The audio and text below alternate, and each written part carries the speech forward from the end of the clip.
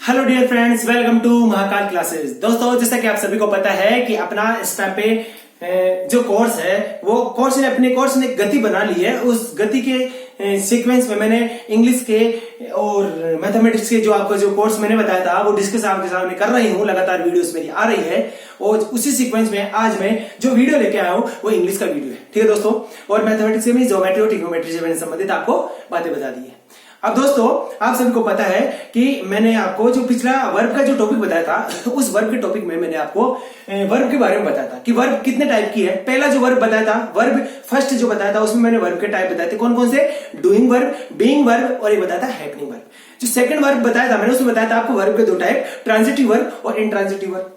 आज जो वर्ब के दो प्रकार मैं आपको बता रहा हूं दोस्तों, वो वर्ब के दो प्रकार कौन कौन से मैं बताऊंगा आपको। देखिएगा कौन से, एक तो एक्टिव वर्ब है और एक है पैसिव वर्ब। वैसे आप ये समझ लीजिए कि वर्ब के बहुत सारे टाइप्स हैं। दुनिया जहां की वर्ब के टाइप्स है उन टाइप्स को अलग अलग कैटेगरी में बांटा गया। जैसे कि मैंने बताया आपको doing verb, being verb, happening verb, इसी प्रकार से ट्रांजिटिव, इंट्रांजिटिव, इसी प्रकार से एक होती है रेगुलर, एक होती है इनरेगुलर, एक होती है डायनेमिक वर्ब। ठीक है दोस्तों, इस प्रकार से बहुत सारी वर्ब्स है। मैं धीरे धीरे जैसे अपना कोर्स आगे तक चलता जाएगा वैसे वैसे आपको मैं सभी को उन वर्ब्स के बारे में बताऊंगा कि वर्ब्स कितने प्रकार की हो सकती है और वर्ब्स को कहां पे यूज लेते हैं, किस किस क्रम में, किस किस सीक्वेंस में वो यूज आती है। ठीक है दोस्तों, आज का जो टॉपिक अपना वो कौन सा है आप सबको पता है। आज का वर्ब का ही टॉपिक है। उस वर्ब के अंदर मैं आपको बताऊंगा एक्टिव वर्ब और पैसिव वर्ब के बारे में। ठीक है दोस्तों, आपका पूरा ध्यान मेरे बोर्ड पे होना चाहिए और जो अपने नोट्स तैयार बना रहा है, डेली बना रहा है, उसको यहां से वाकई में 100% हम गारंटी देते हैं कि आपको सीखने को मिलेगा।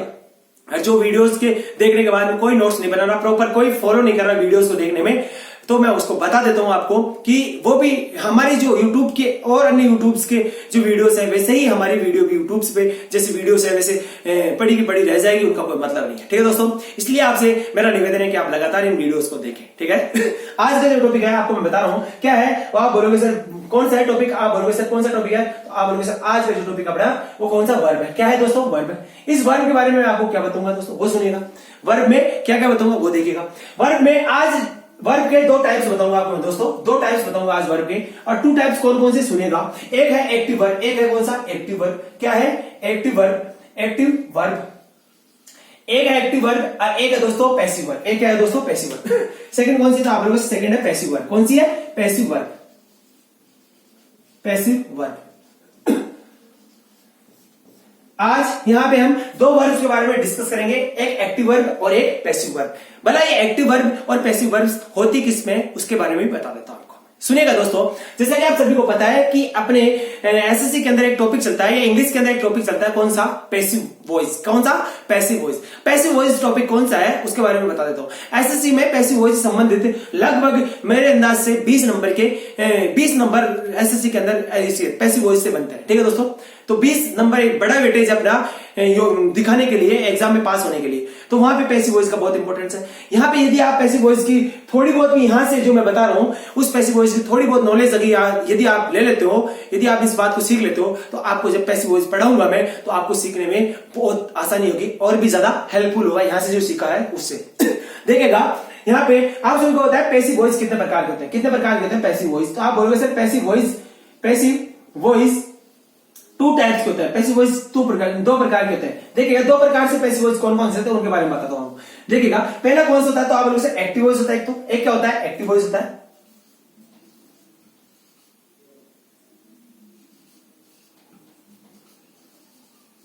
एक होता है एक्टिव वॉइस दोस्तों, और एक होता है पैसिव वॉइस। कौन सा होता है, पैसिव वॉइस।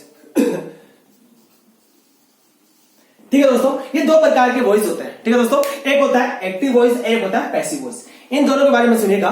देखिएगा दोस्तों, इस एक्टिव वॉइस के अंदर हमेशा सब्जेक्ट एक्टिव होता है। कौन, सब्जेक्ट एक्टिव होता है।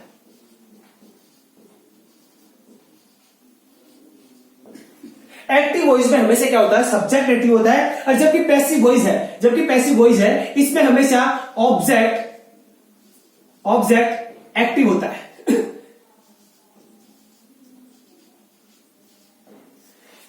ठीक है दोस्तों, मैंने आपको दो टाइप बताए। पैसिव वॉइस क्या होता है इसके बारे में मैं आपको बाद में बताऊंगा, जब पैसिव वॉइस का टॉपिक पढ़ाऊंगा तब आपको बताऊंगा। मैं नॉर्मली यहाँ पे पैसिव वॉइस के बारे में बात कर रहा हूं कि पैसिव वॉइस का था। पैसिव वॉइस के अंदर क्या होता है दोस्तों, पैसिव वॉइस दो प्रकार के होते हैं और वहां पे एक्टिव वॉइस क्या होता है, एक्टिव एक तो एक्टिव वॉइस होता है, और दूसरा टाइप क्या है पैसिव वॉइस। एक्टिव वॉइस में हमेशा सब्जेक्ट एक्टिव होता है। सब्जेक्ट क्या होता है? एक्टिव, यानी सब्जेक्ट सक्रिय होगा, वहां पे जो कुछ भी करेगा वो सब्जेक्ट करेगा।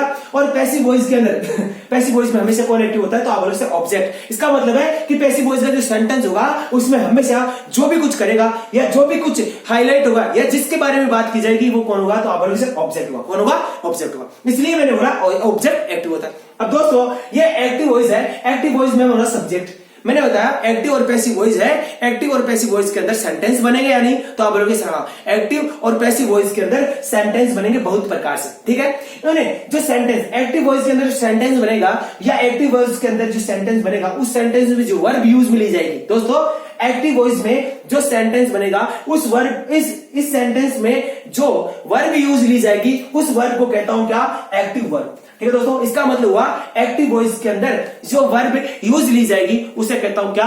Active verb. और पैसिव वर्ब के अंदर, किसमें? पैसिव वर्ब है, जो पैसिव वर्ब है उसके अंदर जो वर्ब यूज ली जाएगी वो होती है passive verb.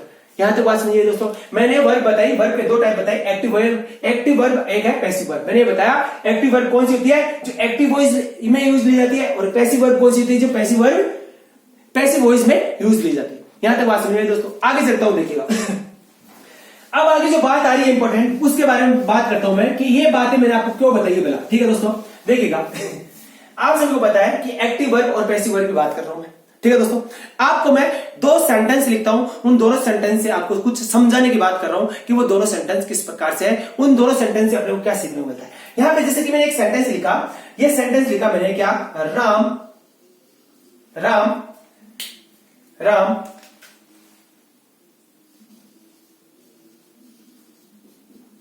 Ram broke the chair. Ram broke the chair. दोस्तों एक सेंटेंस लिखा, राम ब्रोक द चेयर। मुझे बताइए यहां पे सेंटेंस को देखते ही सबसे पहले आपके दिमाग में क्या आना चाहिए?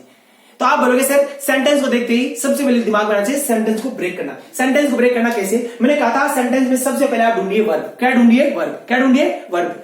मुझे बताइए इस सेंटेंस में वर्ब ढूंढूंगा तो आप क्या बोलोगे? तो सर आप बोलोगे सर वर्ब वो होती है, वर्ब वो होती है जो क्या करे? एक्शन को रिप्रेजेंट करे, जो कार्य को बताए, जो एक्शन को रिप्रेजेंट करे, जो कार्य को बताए। या फिर वर्ब के तीन फॉर्म होती है। मुझे बताइए क्या यहाँ पे कार्य को रिप्रेजेंट ये कर रहा है क्या? ब्रोक। तो इसका मतलब हाँ सर ये कार्य को रिप्रेजेंट कर रहा है, एक्शन को बता रहा है। और मुझे बताइए क्या ब्रोक की तीन फॉर्म होती है क्या? तो आप बोलोगे हाँ। कौन कौन सी होती है? एक होती है ब्रेक, एक होती है ब्रोक, एक होती है ब्रोकन। तो दोस्तों यहाँ पे तीन फॉर्म हुई या नहीं? तो आप बोलोगे हाँ बिल्कुल। इसका मतलब मुझे बताइए यहाँ पे जो वर्ब है वो कौन है? तो आप बोलोगे सर वर्ब ही है। कौन है? वर्ब ही है।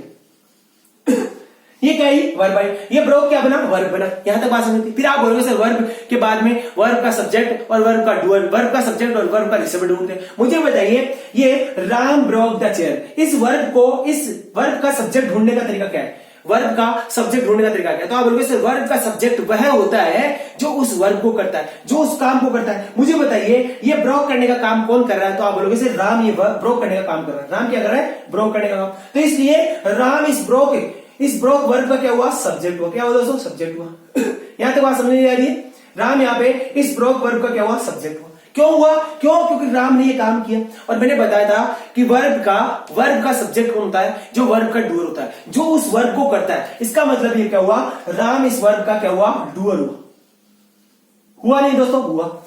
इसका मतलब हुआ कि राम इस वर्ब का डूअर हुआ। फिर आपका तीसरा काम क्या है? पहला काम आपका वर्ब ढूंढना, दूसरा काम आपका वर्ब का सब्जेक्ट ढूंढना, तीसरा काम क्या है आपका? तो आप बोलोगे वर्ब का ऑब्जेक्ट ढूंढना। वर्ब का ऑब्जेक्ट कौन होता है? तो आप बोलोगे सर वर्ब का ऑब्जेक्ट वह होता है जो वर्ब का रिसीवर होता है, जो उस वर्ब को प्राप्त कर रहा है। क्या कर रहा है? वर्ब को प्राप्त कर रहा है। मुझे बताइए राम ब्रोक द चेयर। तो आप बोलोगे राम ब्रोक द चेयर। यहाँ पे ब्रोक करने का काम किस पे किया गया है? ये ब्रोक करने का काम किस पे किया गया? तो आप बोलोगे सर ब्रोक करने का काम किस पे किया गया है? चेयर पे। इसलिए क्या ये चेयर ने इस काम को प्राप्त किया गया? चेयर ने क्या ब्रोक करने के काम को प्राप्त किया गया? तो आप बोलोगे हाँ। क्या मैंने कहा था कि जब भी वर्ब आ जाए तो वर्ब का ऑब्जेक्ट ढूंढने का जो तरीका है वो क्या है? मैंने कहा था वर्ब से व्हाट या हुम का रिप्लाई आप मांगिए, और जब भी व्हाट या हुम का रिप्लाई मिल जाता है वही वर्ब का क्या होगा? हमेशा ऑब्जेक्ट होगा। तो मुझे बताइए Ram broke what, Ram broke what. तो आप बोलोगे sir Ram broke what, what का रिप्लाई क्या मिला? तो आप बोलोगे किस राम ने क्या तोड़ा? तो आप बोलोगे राम ने क्या तोड़ी? चेयर तोड़ी। इसलिए यहाँ पे यहाँ पे जो ये बना है अपने पास राम ब्रोक द चेयर, इसलिए यहाँ पे ये जो रिसीवर बना है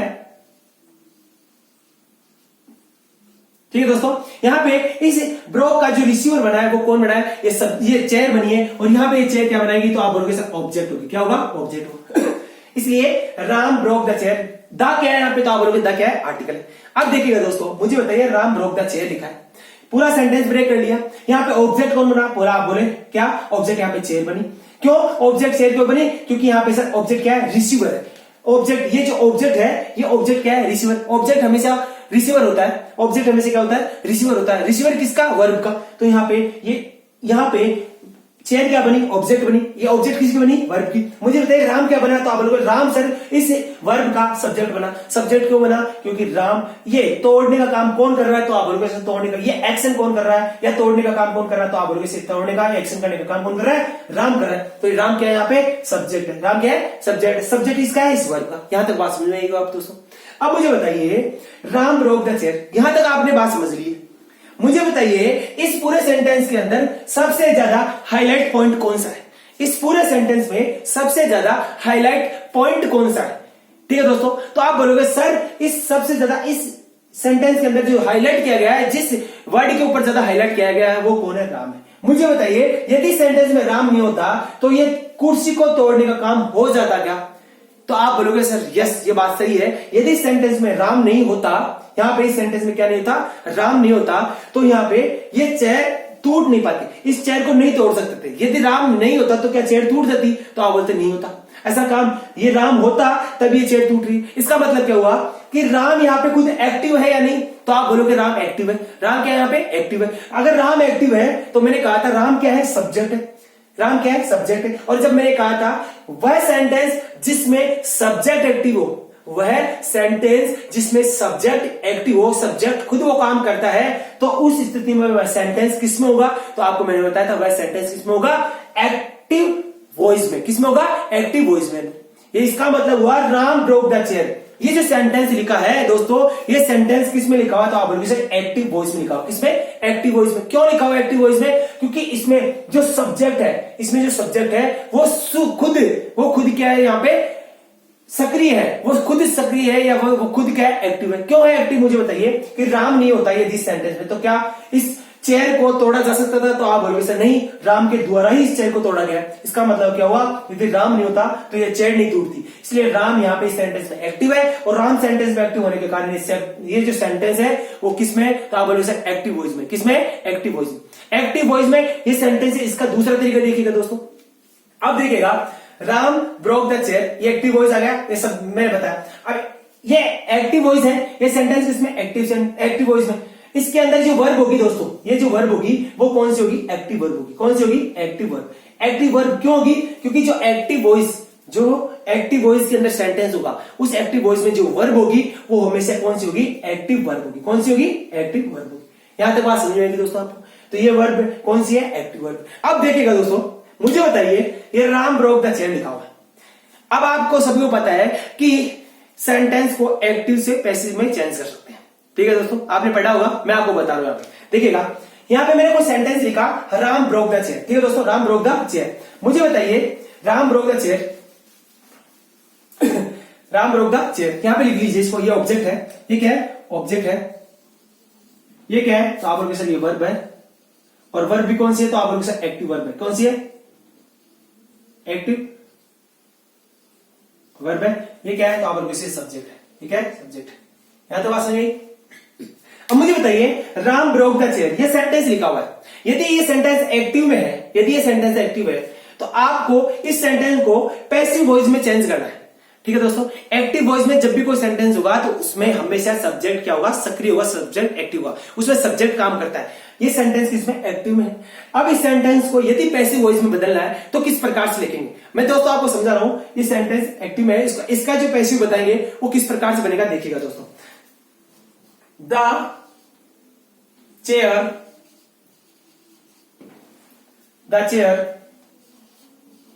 was broken by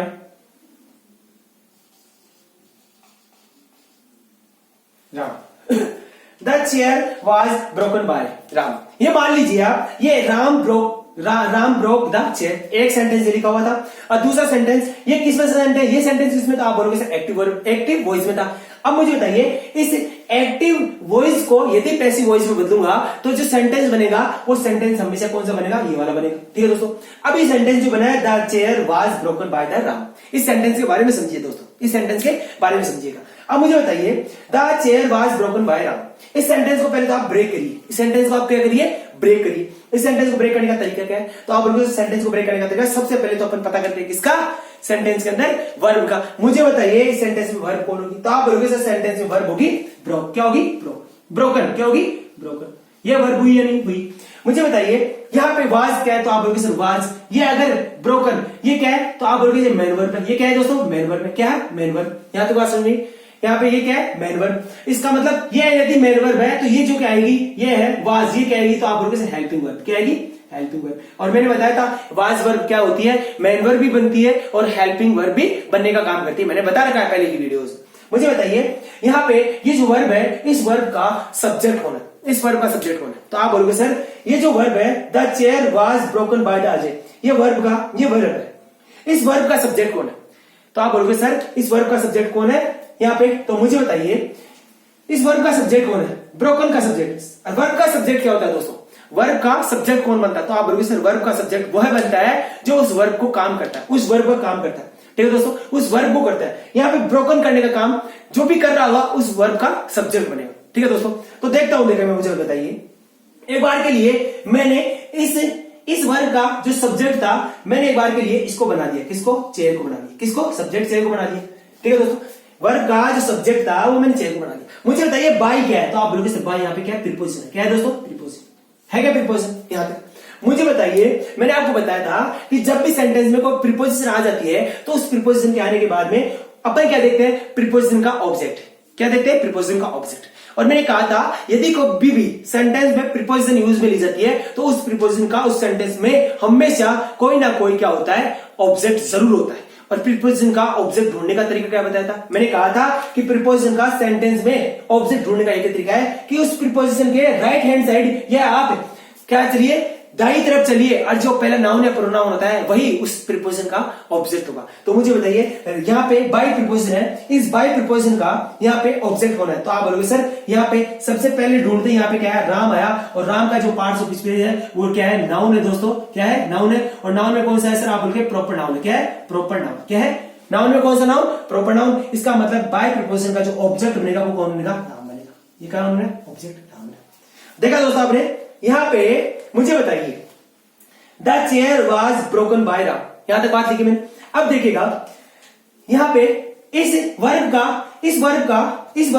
क्या इस वर्ब का कोई ना कोई ऑब्जेक्ट है इससे, तो आप बोलोगे सर वर्ब का कोई भी ऑब्जेक्ट नहीं है इस सेंटेंस में, इस वर्ब का ऑब्जेक्ट नहीं है। क्यों नहीं है, क्योंकि the chair was broken by Ram. मुझे बताइए ब्रोकन व्हाट या ब्रोकन होम का रिप्लाई मिल रहा है, तो आप बोलोगे नहीं सर ब्रोकन बाय या ब्रोकन होम का रिप्लाई नहीं मिल रहा है। मुझे बताइए ये राम किसका ऑब्जेक्ट है, तो आप बोलोगे सर राम तो प्रीपोजिशन का ऑब्जेक्ट है। और आप सभी को पता है कि प्रीपोजिशन के ऑब्जेक्ट का वर्ब के ऑब्जेक्ट से कोई भी लेना देना नहीं होता। यहां तक बात पता है सबको। अब देखिएगा मुझे बताइए कि यहाँ पे वाज हेल्पिंग वर्ब बना, ब्रोकन क्या बना, वर्ब बनी, बाय क्या बना, प्रीपोजिशन बना, और राम क्या बना, ऑब्जेक्ट बना।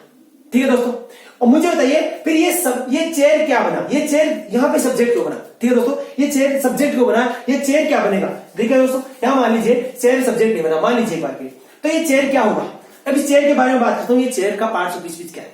पहले तो चेयर का पार्ट्स ऑफ स्पीच क्या है, तो आप लोग चेयर का जो पार्ट्स ऑफ स्पीच है वो क्या है दोस्तों, नाउन है। और नाउन में क्या है, आप बोलोगे सर कॉमन नाउन, क्या है, कॉमन नाउन, नाउन या कॉमन नाउन। अब मुझे बताइए यदि ये चेयर का पार्ट्स ऑफ स्पीच नाउन है और नाउन या कॉमन नाउन है, तो नाउन या कॉमन नाउन के ये जो चेयर का पार्ट्स ऑफ स्पीच क्या है, नाउन। और मुझे बताइए कि नाउन के ग्रामर में कौन कौन से काम होते हैं। मैंने आपको नाउन के ग्रामर में 5 यूज बताए थे, 5 काम बताए थे कि नाउन केवल ये 5 काम करता है ग्रामर में, उसके अलावा कुछ भी नहीं करता।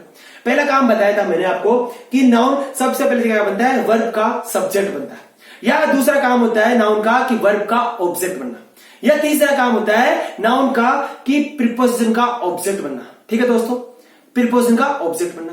या चौथा काम मैंने बताया था कि नाउन या प्रोनाउन हमेशा क्या करते हैं, सब्जेक्ट का सब्जेक्ट कॉम्प्लीमेंट भी बनने का काम करते हैं। ठीक है दोस्तों, मैंने बताया था कि नाउन हमेशा क्या करता है, सब्जेक्ट का सब्जेक्ट कॉम्प्लीमेंट भी बनने का काम करता है। यहां तक बात बताई थी मैंने आपको। तो यहां पे मुझे बताइए कि नाउन है, अब इस नाउन का काम क्या है यहां पे, तो आप बोलोगे सर इस टाइम पे नाउन क्या है, यहां पे इस वर्ब का सब्जेक्ट, तो इस वर्ब का ऑब्जेक्ट अपने इस वर्ब का ऑब्जेक्ट है नहीं अपने पास, प्रीपोजिशन का ऑब्जेक्ट हमने बना दिया, तो इस नाउन का काम क्या बचा, तो आप बोलोगे सर नाउन का काम है क्या, वर्ब का ऑब्जेक्ट बनने का। मुझे बताइए इस वर्ब का ऑब्जेक्ट कोई बनेगा यहाँ पे, तो आप बोलोगे नहीं सर, क्यों नहीं बनेगा, क्योंकि यहाँ पे वर्ब का ऑब्जेक्ट हमें मिल रहा ही नहीं है वाक्य में, ब्रोकन व्हाट या हुम का रिप्लाई मिल रहा नहीं है, इसलिए वर्ब का ऑब्जेक्ट कोई नहीं है। मुझे बताइए पहले दूसरा काम क्या है, तो आप बोलोगे वर्ब का सब्जेक्ट बनना, तो क्या ये वर्ब का सब्जेक्ट बन सकता है, एक बार के लिए मान लीजिए ये वर्ब का सब्जेक्ट बन सकता है। ठीक है दोस्तों, इसलिए चेयर को मैंने ब्रोकन वर्ब का सब्जेक्ट बना दिया। ठीक है दोस्तों, कंफ्यूज ना होना आपको एक बार पूरा ध्यान आपको बोर्ड में होना चाहिए। मैं आपको जो समझाने जा रहा हूं वो देखिएगा।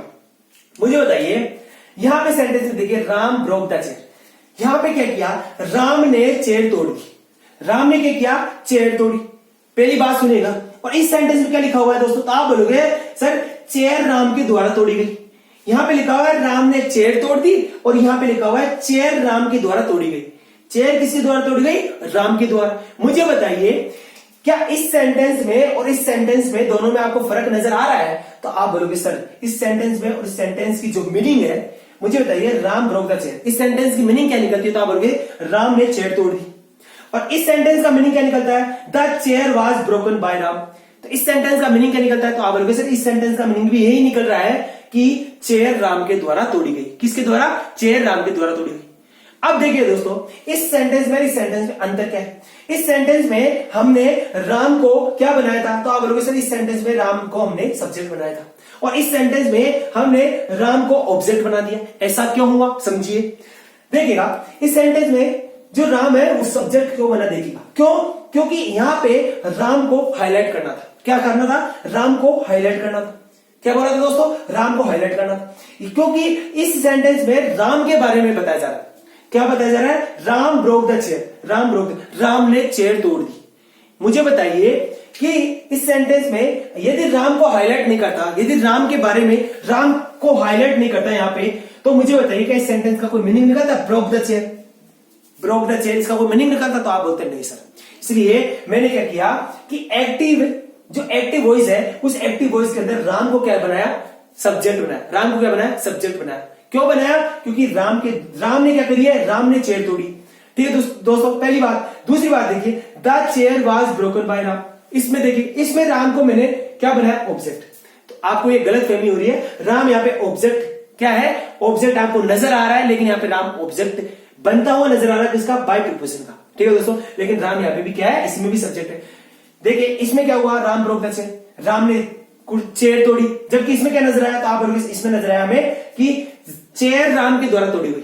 चेयर किसके द्वारा तोड़ी गई, तो आप बोलोगे सर राम के द्वारा तोड़ी गई। अब मुझे बताइए क्या यहां पे इस सेंटेंस में हमने सब्जेक्ट किसको बनाया, इस सेंटेंस में सब्जेक्ट किसको बनाया, तो आप बोलोगे सर इस सेंटेंस में हमने सब्जेक्ट बनाया चेयर को। किसको, चेयर को। क्यों बनाया, क्योंकि इस समय हम चेयर को हाईलाइट कर रहे हैं। इस सेंटेंस में हमने क्या किया, इस सेंटेंस में हमने चेयर के ऊपर पूरा जो ध्यान था हमारा, पूरा ध्यान वो हमने चेयर के ऊपर डाला। किसके ऊपर, चेयर के ऊपर डाला। किसके ऊपर डाला, चेयर के ऊपर। अब देखिए दोस्तों यहां पे हमने क्या किया, राम को ऑब्जेक्ट बना दिया, लेकिन क्या किया, राम यहाँ पे ऑब्जेक्ट तो बना दोस्तों, यहाँ पे राम क्या बना, ऑब्जेक्ट तो बना, लेकिन फिर भी यहाँ पे क्या है, राम की जो यहाँ पे जो राम की भूमिका है इस सेंटेंस में, ऑब्जेक्ट बनने के बाद में भी इस सेंटेंस में राम की जो भूमिका है वो क्या है, सब्जेक्ट जैसी है, सब्जेक्ट जैसी है। क्यों, क्योंकि राम यहाँ पे ऑब्जेक्ट तो बन रहा है कि चेयर राम के द्वारा तोड़ी गई, लेकिन किसके द्वारा तोड़ी गई, तो आप बोलोगे सर राम के द्वारा। किसके द्वारा, राम के द्वारा।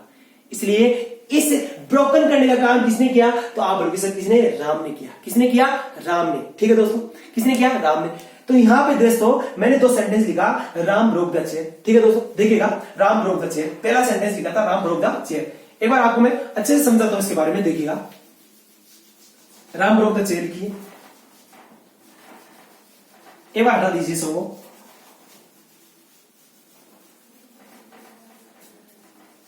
राम ब्रोक द चेयर लिखी हुई है, राम। एक बार मैं इनको दोबारा से रफ कर लेता हूं, इनके बारे में दोबारा बताता हूं। ठीक है दोस्तों, यहां तक मैंने आपको बताई, आपको आगे की बात बताता हूं दोस्तों। देखिएगा राम, पहला सेंटेंस लिखा है मैंने, Ram broke the chair. Ram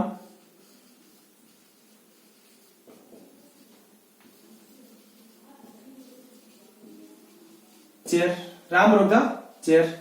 पहली बात यहां तक बात समझ में आई, ठीक है दोस्तों, राम रोक द चेयर। दूसरा सेंटेंस देखिएगा तो आप बोलोगे सर द चेयर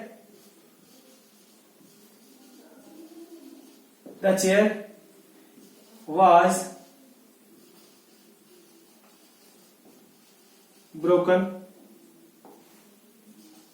by, ठीक है दोस्तों, यहां पे देखिएगा। अब मुझे बताइए यहां पे ये सेंटेंस किसमें है, तो आप लोग से एक्टिव में, किसमें, एक्टिव में, एक्टिव वॉइस में, किसमें, एक्टिव वॉइस में। और इस सेंटेंस को बदल के हमने इस सेंटेंस जो बनाया, ये सेंटेंस किसमें, तो आप लोग से पैसिव वॉइस में, किसमें, पैसिव। यहां तो बात सही है दोस्तों। अब देखिएगा दोस्तों, जब भी एक्टिव से पैसिव, जब भी किसी भी सेंटेंस का एक्टिव से पैसिव बनाते हैं, देखिएगा दोस्तों इंपॉर्टेंट बात है, उसको नोट कर लेना। जब भी किसी भी सेंटेंस का एक्टिव वॉइस से पैसिव वॉइस बनाते हैं तो उस सेंटेंस का कभी भी, पहली बात तो मीनिंग चेंज नहीं होना चाहिए, पहली बात तो क्या नहीं होना चाहिए, मीनिंग चेंज नहीं होनी चाहिए। और दूसरी बात, उस सेंटेंस का टेंस कभी भी चेंज नहीं होना चाहिए। ठीक है दोस्तों, ये दो बातें मैंने आपको बताई है कि जब भी किसी एक्टिव वॉइस से पैसिव वॉइस में किसी सेंटेंस को बनाते हैं तो दो बातें याद रखना, उस सेंटेंस का कभी भी मीनिंग चेंज नहीं होना चाहिए और उस सेंटेंस में जो टेंस यूज में लिया गया है उस टेंस का भी कभी भी बदलाव नहीं होना चाहिए, वो टेंस हमेशा वही रहना चाहिए। जैसा कि दोस्तों देखिएगा, Ram broke the chair, Ram ने चेयर को तोड़ा, यहां पे राम ने चेयर को तोड़ा, ठीक है दोस्तों। इस सेंटेंस का मीनिंग क्या निकला, राम ने चेयर को तोड़ा। यहां पे देखिए the chair was broken by Ram, यहां पे भी चेयर का मतलब, ये इस सेंटेंस का मतलब क्या निकला, चेयर राम के द्वारा तोड़ी गई। चेयर किसके द्वारा तोड़ी गई, राम के द्वारा तोड़ी गई। किसके द्वारा, राम के द्वारा। इसलिए यहां पे भी सेंटेंस का मीनिंग क्या है, राम ने चेयर को तोड़ी, और यहां पे भी सेंटेंस का जो मीनिंग है वो क्या है, राम ने चेयर को तोड़ा। दोनों ही सेम मीनिंग है या नहीं, आप बोले आपने, बिल्कुल सही। दूसरी बात, यहां पे जो वर्ब, इस सेंटेंस के अंदर जो टेंस यूज लिया जाएगा, इस सेंटेंस में जो टेंस यूज लिया जाएगा हमेशा इस सेंटेंस में वही टेंस यूज लिया जाएगा। इस सेंटेंस में जो टेंस आएगा काम में, वही टेंस हमेशा इस सेंटेंस में आएगा। देखिएगा दोस्तों कैसे आएगा दोस्तों, अब ध्यान रखना, एक्टिव और पैसिव वॉइस मैंने बताया, एक्टिव और पैसिव वॉइस ध्यान रखना दोस्तों। एक्टिव के अंदर मैंने क्या बताया, एक्टिव वॉइस था, पहली बात सुनिएगा, एक्टिव वॉइस। इस एक्टिव वॉइस में मुझे बताइए कौन एक्टिव है, तो आप बोलोगे सब्जेक्ट एक्टिव है। कौन है, सब्जेक्ट एक्टिव। और सब्जेक्ट कौन होता है, तो आप लोग से डूअर होता है। कौन होता है, डूअर होता है। पहली बात दोस्तों क्या है, एक्टिव के अंदर कौन एक्टिव होता है, तो आप बोलोगे सर एक्टिव के अंदर होता है हमेशा सब्जेक्ट एक्टिव होता है। ये क्या है, सब्जेक्ट है क्या, तो आप बोलोगे हाँ बिल्कुल सर सब्जेक्ट है। और सब्जेक्ट क्या होता है, तो आप बोलोगे सब्जेक्ट क्या होता है, डूअर होता है। किसका होता है, वर्ब का डूअर। इसका मतलब एक बात नोट करके लिखिए, जब भी आपको एक्टिव वॉइस लिखना है, जब भी एक्टिव वॉइस होगा, जब भी क्या होगा, एक्टिव वॉइस होगा, तो उसमें जो सब्जेक्ट होगा, उसमें जो सब्जेक्ट होगा वो हमेशा क्या होगा दोस्तों, एक्टिव वॉइस में हमेशा सब्जेक्ट क्या होता है, डूअर होता है। ये बात सही है दोस्तों। एक्टिव वॉइस जब भी होगा, जब भी एक्टिव वॉइस होगा तो उसमें क्या होगा, तो आप बोलोगे सर एक्टिव वॉइस में हमेशा सब्जेक्ट क्या होता है, डूअर होता है। क्या होता है, सब्जेक्ट डूअर होता है। देखा दोस्तों, एक्टिव वॉइस लिखा और एक्टिव वॉइस के अंदर जो सब्जेक्ट है, एक्टिव वॉइस में जो सब्जेक्ट है वो क्या, डूअर है क्या, किसका, इस ब्रोक करने का वर्ब का। इसका मतलब एक्टिव वॉइस में जो सब्जेक्ट है वो हमेशा सब्जेक्ट क्या होगा, डूअर होगा। पहली बात। दूसरी बात देखिएगा दोस्तों, जो पैसिव वॉइस है, क्या है दूसरों में, पैसिव है, जो पैसिव वॉइस है, इस पैसिव वॉइस ये क्या है, इस पैसिव वॉइस के अंदर जो सब्जेक्ट होता है, जो सब्जेक्ट होता है वो हमेशा क्या होता है, रिसीवर होता है। क्या होता है, रिसीवर होता है। पहली बात बताई मैंने कि एक्टिव में सब्जेक्ट डूअर होगा और एक्टिव में जो पैसिव के अंदर जो सब्जेक्ट है वो हमेशा रिसीवर होता है। देखिएगा पैसिव में जो सब्जेक्ट है वो रिसीवर कैसे, आप बताइए मुझे। अब देखिएगा दोस्तों, ये पैसिव वॉइस है क्या, the chair was broken by Ram. ये पैसिव वॉइस है तो आप बोलोगे हाँ sir, the chair was broken by the Ram, ये एक पैसिव वॉइस है। इसमें मुझे बताइए कि अभी सब्जेक्ट किसने को बनाया था, तो आपने बोला सर सब्जेक्ट इसको बनाया था। किसको, इसको बनाया था। और मुझे बताइए ये था प्रीपोजिशन, क्या था, प्रीपोजिशन। ये क्या था, तो आप बोलोगे सर प्रीपोजिशन का ऑब्जेक्ट था। किसका, इस प्रीपोजिशन का ऑब्जेक्ट था। क्या था, प्रीपोजिशन का ऑब्जेक्ट। मुझे बताइए यहाँ पे सब्जेक्ट कौन बना, तो आप बोलोगे सर चेयर बना। क्या बना, चेयर बना। अब मुझे बताइए the chair was broken by Ram, इस सेंटेंस का एक बार हिंदी में मीनिंग देखिए, चेयर किसके द्वारा, चेयर राम के द्वारा तोड़ी गई, चेयर राम के द्वारा तोड़ी गई, इसका मतलब हुआ चेयर राम के द्वारा तोड़ी गई। तो मुझे बताइए कि जो तोड़ने का काम किया गया है, इस सेंटेंस में देखिएगा चेयर राम के द्वारा तोड़ी गई, इस सेंटेंस में देखिएगा कि जो तोड़ने का काम है, तोड़ने का काम है, क्या चेयर ने किया गया? सब्जेक्ट कौन होता है? सब्जेक्ट वो होता है, सब्जेक्ट वह होता है जो हमेशा उस वर्ब का क्या होता है, डूअर होता है। यही बात बताई थी मैंने अब तक कि सब्जेक्ट कौन होता है, जो वर्ब का डूअर होता है, इस वर्ब का ये जो वर्ब है। तो मुझे बताइए ब्रोकन का मतलब क्या होता है? तोड़ने का काम। तोड़ने का काम क्या चेयर कर रही है क्या? इसका मतलब तो ये हुआ कि सब्जेक्ट तो वही होता है जो उस वर्ब का क्या होता है, डूअर होता है। और इस वर्ब का डूअर कौन है इस टाइम पे? देखिएगा तो आप बोलोगे सर यहाँ पे सब्जेक्ट किसको बनाया हमने? चेयर को बनाया। इसका मतलब है कि चेयर काम क्या कर रही है? तोड़ने का काम कर रही है। क्यों लिखा हुआ है द चेयर वाज ब्रोकन?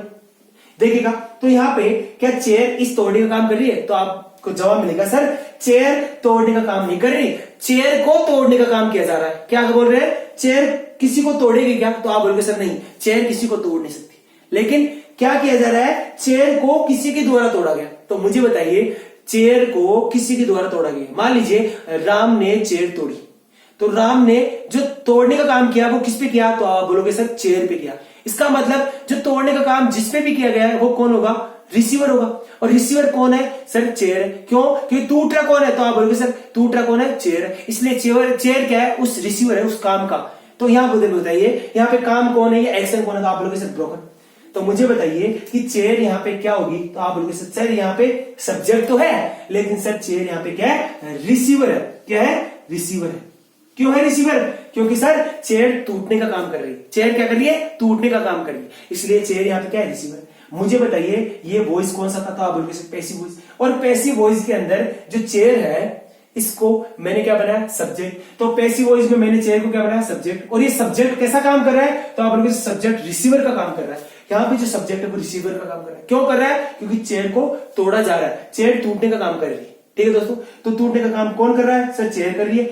और इसलिए मैंने बताया कि पैसिव वॉइस में जो सब्जेक्ट होता है, पैसिव वॉइस में जो सब्जेक्ट होता है वो हमेशा क्या होता है? रिसीवर होता है। और इसीलिए मैंने कहा एक्टिव वॉइस में जो सब्जेक्ट होगा, एक्टिव वॉइस में सब्जेक्ट होगा वो हमेशा डूअर होगा। क्यों? ये तोड़ने का काम कौन कर रहा है? तो आप बोलोगे सर राम। और राम यहाँ पे क्या है? डूअर है। डूअर तो क्या है? सब्जेक्ट है। इसलिए मैंने ये बात लिख दी। ये बात बड़ी इंपॉर्टेंट है, आपको इसको ध्यान में रखनी है हमेशा। तो पहली बात आपको बता दूं मैं। अब देखिएगा पहली बात हुई राम ब्रोक द चेयर, मैंने बताया। तो मैंने कहा सेंटेंस का कभी भी मीनिंग चेंज नहीं होना चाहिए। क्या सेंटेंस का मीनिंग चेंज हुआ? इस सेंटेंस का और इस सेंटेंस का कभी मीनिंग चेंज हुआ? तो आप बोलोगे नहीं सर, यहाँ पे भी सेंटेंस का मीनिंग है चेयर को तोड़ना, और यहाँ पे भी सेंटेंस का मीनिंग है चेयर को तोड़ना। और चेयर को किसके द्वारा तोड़ना? तो आप बोलोगे राम के द्वारा। यहां तक बात समझ में आएगी दोस्तों। पहली बात मैंने आपको बता दी, जो आपको ये मैंने इतनी जो बातें बताई उन सारी बातों का निचोड़ ये लिखा हुआ है दोस्तों यहां तक। अब देखिएगा दूसरी बात क्या है। मैंने कहा जब भी एक्टिव से पैसिव में जाते हैं तो सेंटेंस का मीनिंग चेंज नहीं होना चाहिए। मीनिंग चेंज नहीं होने का मतलब क्या है? तो आप बोलोगे सर मीनिंग चेंज नहीं होने का मतलब जो पहले सेंटेंस था, सेंटेंस का मीनिंग चेंज नहीं होना। अब मैंने कहा था सेंटेंस का टेंस चेंज नहीं होना चाहिए। टेंस चेंज होने का मतलब बताइए मुझे। देखिए दोस्तों, एक्टिव वॉइस के अंदर टेंस कौन सा होता है और पैसिव वॉइस में टेंस कौन सा होता है? जो पैसिव वॉइस होती है दोस्तों, पैसिव वॉइस होती है, पैसिव वॉइस में जो टेंस की जो स्ट्रक्चर होती है, पैसिव वॉइस के अंदर जो वर्ब होती है वो वर्ब हमेशा कौन सी होती है? तो आप लोग सर बी वर्ब और प्लस का मैन वर्ब। ठीक है दोस्तों, बी वर्ब और मैन वर्ब यही होती है दोस्तों। पैसिव वर्ब, पैसिव वॉइस है, जो पैसिव वॉइस है उसके अंदर हमेशा जो वर्ब का जो फॉर्म होता है, वर्ब कौन सी काम में आती है? तो आप बोलोगे सर कि पैसिव वॉइस में जो वर्ब काम में आती है वो होती है बी वर्ब प्लस का main verb, be verb plus का मैन वर्ब। और जो एक्टिव वॉइस होता है उसके अंदर साधारणतः टेंस के फॉर्म्स यूज में आती है। ठीक है दोस्तों, जैसे कि मुझे बताइए यहाँ पे ब्रोक है, ये ब्रोक कौन सी फॉर्म है? तो आप बोलोगे सर ब्रोक कौन सी है? V2 है। कौन सी है? V2। ठीक है दोस्तों, ब्रोक क्या है? यहाँ पे V2 है। मुझे बताइए, मैंने बोला पैसिव वॉइस के अंदर बी प्लस मैन वर्ब होती है, बी प्लस मैन वर्ब होती है। ये बी वर्ब क्या है और मैन वर्ब क्या है उसके बारे में मैं बता देता हूं। बी वर्ब का मतलब आपको पता है सभी को कि बी वर्ब क्या है? तो आप बोलोगे सर बी वर्ब का मतलब है क्या? Is, am, are. ठीक है दोस्तों, इस बी वर्ब का मतलब है क्या दोस्तों? इज, एम, आर और बी। और फिर दूसरा मतलब, ये फर्स्ट फॉर्म है इसकी। दूसरा फॉर्म क्या है? तो आप बोलोगे सर वाज वर्ब। क्या होगा? वाज वर्ब होगा। तीसरा फॉर्म क्या है? तो आप बोलोगे सर तीसरा फॉर्म होगा इसका बीन। क्या होगा? बीन होगा। क्या होगा? बीन। चौथा फॉर्म क्या होगा? तो आप बोलोगे सर बीन। क्या होगा? बी। ये इज एम आर बी, ये कौन सी है, वी फर्स्ट है, ठीक है दोस्तों। ये जो है ये कौन सी है, V2 है, कौन सा है, V2। ये जो है वो कौन सी है, तो आप बोलोगे सर V3 है। और ये जो है वो कौन सी है, ING फॉर्म, कौन सी, ING फॉर्म। यहां तक बात समझिए दोस्तों। तो बी वर्ब क्या होती है, मैंने आपको बताया था बी वर्ब के इंग्लिश में दो काम होते हैं, एक हेल्पिंग वर्ब और एक मैन वर्ब बनने का। जब भी बी वर्ब के साथ में कोई मैन वर्ब दी गई है तो उस टाइम पे जो बी वर्ब का काम हुआ वो हमेशा क्या हुआ, तो आप बोलोगे सर हेल्पिंग वर्ब। इसका मतलब स्ट्रक्चर है helping verb plus main verb. यहां तक बात समझ जाती है दोस्तों। तो पैसिव वॉइस के अंदर जो वर्ब यूज में ली जाती है वो इस फॉर्म की ली जाती है, बी प्लस का मैन वर्ब वाली यूज में ली जाती है। अब देखते हैं पैसिव वॉइस का कोई सेंटेंस देखते हैं। तो यहाँ पे सेंटेंस लिखा हुआ है, कौन सा पैसिव वॉइस का, कौन सा सेंटेंस लिखा हुआ है, the chair was broken by Ram. मुझे बताइए यहाँ पे V2 थी, यहाँ पे राम ब्रोक द चेयर लिखा हुआ, और राम ब्रोक द चेयर के अंदर ये जो वर्ब लिखी हुई है उस वर्ब का फॉर्म कौन सा, तो आप लोगों सिर्फ वी सेकंड है, क्या है, वी सेकंड। तो मुझे बताइए वी सेकंड किसके अंदर यूज ली जाती है, वी सेकंड वर्ब किस टेंस के अंदर यूज ली जाती है, तो आप बोलोगे सर पास्ट टेंस में। किसमें, पास्ट टेंस में। ये बात सही है नहीं दोस्तों। इसका मतलब ये जो राम ब्रोक द चेयर, ये सेंटेंस किस में लिखा हुआ है, ये सेंटेंस कौन से टेंस में लिखा हुआ है, तो आप बोलोगे सर पास्ट टेंस में लिखा हुआ है। किसमें लिखा हुआ है, पास्ट टेंस में। क्या ये पास्ट टेंस में लिखा हुआ है, तो क्या ये नीचे वाला जो सेंटेंस है यह भी पास्ट टेंस में लिखा हुआ है या नहीं। तो आपको दोस्तों चेक करना है, यदि एक्टिव वॉइस यदि पास्ट टेंस में लिखा है इसका, तो जो पैसिव वॉइस इसका लिखा हुआ है वो भी हमेशा पास्ट टेंस में ही लिखा होना चाहिए। किसमें, पास्ट टेंस में लिखा होना चाहिए। मुझे बताइए the chair was broken bye, ये वाज क्या है, तो सर आप बोलोगे सर वाज क्या है, तो आप बोलोगे सर वाज यहाँ पे हेल्पिंग वर्ब, क्या है, हेल्पिंग वर्ब। और ये बी ब्रोकन क्या है, तो आप बोलोगे सर मैन वर्ब है, क्या है, मैन वर्ब। ये तो बात बताई थी मैंने कि पैसिव वॉइस के अंदर जो वर्ब का जो फॉर्म होता है वो क्या होता है, हेल्पिंग वर्ब प्लस का मैन वर्ब। क्या हेल्पिंग वर्ब कौन बना, तो आप बोलोगे सर वाज बना। मुझे बताइए वाज किस में आता है, वाज और वर्ब किस में आता है, तो आप बोलोगे सर वाज और वर्ब हमेशा किस में आते हैं, ये आते हैं किसमें, तो आप बोलोगे सर ये पास्ट टेंस में आते हैं। किस में आते हैं, पास्ट टेंस में। तो यहाँ पे वाज ब्रोकन ये वर्ब क्या है, मैन वर्ब, और मैन वर्ब का मतलब वर्ब की फॉर्म थर्ड, ये क्या है, बी थर्ड। देखिए दोस्तों यहां तक बात समझिए को, ये हुआ be plus main verb, helping verb. इस बी का मतलब क्या हुआ, helping verb plus main verb, या इसका मतलब आप समझिए हेल्पिंग वर्ब, और ये बी वर्ब का मतलब बी थर्ड, कौन सा होगा, बी थर्ड। तो आपको यहां तक बात समझिए दोस्तों। पैसिव वॉइस के अंदर be plus main verb use ली जाती है। बी का मतलब यहाँ पे हेल्पिंग वर्ब होगा, और हेल्पिंग वर्ब में कौन कौन सी होगी, तो आप बोलोगे सर बी के अंदर हेल्पिंग वर्ब भी करने का काम करती है, और एक होती है मैन वर्ब बनने का काम करती है। इस टाइम पे जो बी काम कर रही है वो कौन सा कर रही है, हेल्पिंग वर्ब बनने का काम कर रही है। क्यों कर रही है, क्योंकि साथ में सर एक मैन वर्ब दी गई है, इसलिए यहाँ पे जो बी वर्ब है हमेशा का काम करेगी, हेल्पिंग वर्ब का काम करेगी। और जब हेल्पिंग वर्ब और मैन वर्ब होगी तो उसको दूसरा तरीका है, हेल्पिंग वर्ब आ गई और मैन वर्ब का मतलब हो गया वी थर्ड। तो इसके अंदर ये ब्रोकन कौन सी फॉर्म है, तो आप बोलोगे सर ब्रोकन है वी थर्ड। कौन सी है, वी थर्ड है या नहीं दोस्तों। इसका मतलब हुआ कि पैसिव वॉइस के अंदर जो फॉर्म यूज ली जाएगी वो बी प्लस का वी थर्ड यूज में ली जाएगी। तो यहाँ पे देखिए दोस्तों, राम ब्रोक द चेयर, यहाँ पे सेंटेंस, इस सेंटेंस में टेंस कौन सा, तो आप बोलोगे सर पास्ट टेंस। क्या है, पास्ट टेंस। मुझे बताइए the chair was broken by Ram, इस सेंटेंस के अंदर जो टेंस लिखा हुआ है, इस सेंटेंस में जो टेंस लिखा हुआ है वो कौन सा है, तो आप बोलोगे सर वाज वर्ब, तो किस में आता है, पास्ट टेंस में। तो वाज वर्ब पास्ट टेंस में आया नहीं दोस्तों, आया। इसका मतलब सर ये जो सेंटेंस यूज में ली जा रहा है, ये सेंटेंस यूज में ली जा रहा है वो भी किसमें, पास्ट टेंस में है या नहीं दोस्तों, तो आप बोलोगे सर पास्ट टेंस में है। अब मुझे बताइए दोस्तों, यहाँ पे बाय राम, इस राम ब्रोक द चेयर लिखा हुआ है, इस सेंटेंस एक्टिव वॉइस को पैसिव वॉइस में बदलते समय राम को हमने बाय प्रीपोजिशन का ऑब्जेक्ट क्यों बनाया। दोस्तों हमने क्या किया, राम को यहाँ पे बाय प्रीपोजिशन का ऑब्जेक्ट बनाया ना, ये क्यों बनाया इसके बारे में बताता हूं। क्यों बनाया दोस्तों, क्योंकि देखिए दोस्तों मैंने इस पूरे सेंटेंस में पूरा हाईलाइट, पूरा जोर जो भी दिया है वो राम पे दिया है, और इस सेंटेंस में यदि मुझे पूरा जोर चेयर पे देना है तो मुझे जो यहाँ पे इस सेंटेंस का जो सब्जेक्ट है उसको इस सेंटेंस में बाय प्रीपोजिशन का ऑब्जेक्ट बनाना पड़ता है। क्या, बाय प्रीपोजिशन का ऑब्जेक्ट बनाना पड़ता है। और याद रखना दोस्तों कि बाय है ना, जो बाय प्रीपोजिशन है, ये जो बाय है, बाय प्रीपोजिशन ये क्या करती है दोस्तों, बाय प्रीपोजिशन हमेशा किसको बताती है, डूअर को बताती है। बाय प्रीपोजिशन हमेशा किसको बताती है, डूअर को बताती है, डूअर को। किसको, डूअर को। मुझे बताइए कि इस सेंटेंस में डूअर कौन है, the chair was broken by Ram, तो इस सेंटेंस में डूअर कौन है, तो आप बोलोगे सर इस सेंटेंस में डूअर कौन है, राम है। तो ये मुझे बताइए कि बाय वर्ब हमेशा किसको बताती है, डूअर को, और डूअर कौन है, राम। इसलिए मैंने क्या दोस्तों किया कि इस सेंटेंस में भी मेरे को राम को डूअर बनाने के लिए मुझे बाय प्रीपोजिशन का इसे ऑब्जेक्ट बनाना पड़ा। किसको? राम को। इसलिए दोस्तों यहां पे पूरा जोर मैं चेयर पे डाल सका मेरा, और यहां पे पूरा जोर मैंने जो भी हाईलाइट करना था वो मैंने पूरा हाईलाइट किसको किया? यहाँ पे राम को किया। यहां तक बात समझ में आएगी दोस्तों। यदि आपको ये बात समझ में नहीं आती है तो आप साथ बने रहिए, आगे के और वीडियोस उनको देखिएगा, क्योंकि धीरे धीरे यदि आप इसके अंदर हमारे साथ चलेंगे तो धीरे धीरे आपको समझ में आएगा। आज आपको कम समझ में आया होगा, हो सकता है कल आपको और भी अच्छा समझ में आए। तो मैंने आपको बताया कि वर्ब के अंदर वर्ब कितने प्रकार की होती है, तो आप बोलोगे सर वर्ब, यहां पे मैंने आपको बताया एक्टिव वर्ब और पैसिव वर्ब।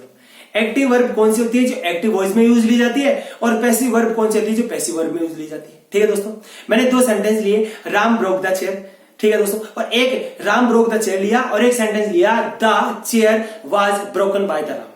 ठीक है दोस्तों, यहां पे मैंने उन दोनों सेंटेंस से आपको समझाने की कोशिश करी है। ठीक है दोस्तों, कि कौन सा सेंटेंस एक्टिव में, ये भी बताया मैंने, और मैंने बताया कौन सा सेंटेंस एक्टिव में है। तो उस एक्टिव सेंटेंस के अंदर एक्टिव वॉइस के अंदर हमेशा सब्जेक्ट क्या होता है? डूअर होता है। जैसा कि आप सबको पता है, राम इस एक्टिव किसमें? एक्टिव वॉइस में है। राम एक्टिव वॉइस में है, और राम यहाँ पे सब्जेक्ट है, यानी तो आप बोलोगे हाँ राम सब्जेक्ट है, और राम यहाँ पे डूअर भी है। इस सेंटेंस के अंदर राम डूअर है, यानी तो आप बोलोगे हाँ बिल्कुल। तो पैसिव वॉइस है, उस पैसिव वॉइस, ये पैसिव वॉइस में है क्या? तो आप बोलोगे सर हाँ पैसिव वॉइस में। और पैसिव वॉइस के अंदर जो सब्जेक्ट है वो कौन है? तो आप बोलोगे सब्जेक्ट क्या है सर? यहाँ पे रिसीवर है।